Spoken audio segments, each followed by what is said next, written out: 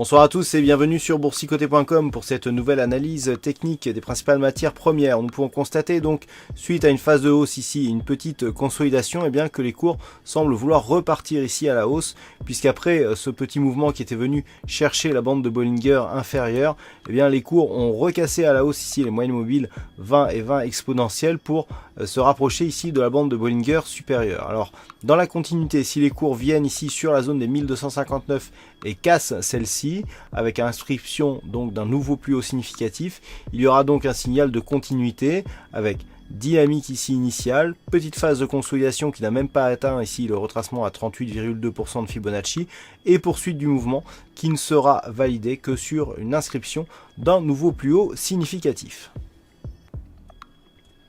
Sur le WTI par contre, il semblerait que la rupture baissière ici que nous avions signalée suite à la cassure dans un premier temps des 51,50 puis celle du support ici oblique,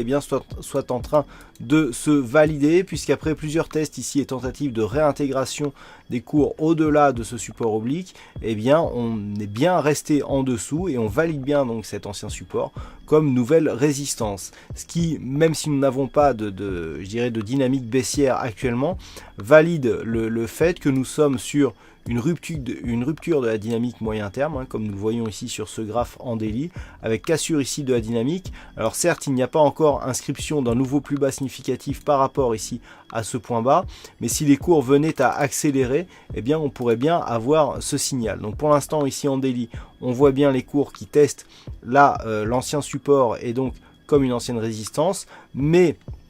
ce n'est que sur une rupture des 43,20 qu'il y aurait retournement de la dynamique. Pour l'instant, nous sommes sur une phase de neutralisation et tant que les cours ici ne repassent pas au-delà des 51,50 $ l'once, l'objectif reste cette zone ici de support majeur des 43,20 $ le baril, et non pas dollar l'once comme je l'ai dit précédemment. Voilà ce que l'on peut dire donc sur cette analyse technique des principales matières premières. Passez une bonne soirée, de bons trades et on se retrouve dès demain pour d'autres analyses techniques toujours sur le site boursicoté.com.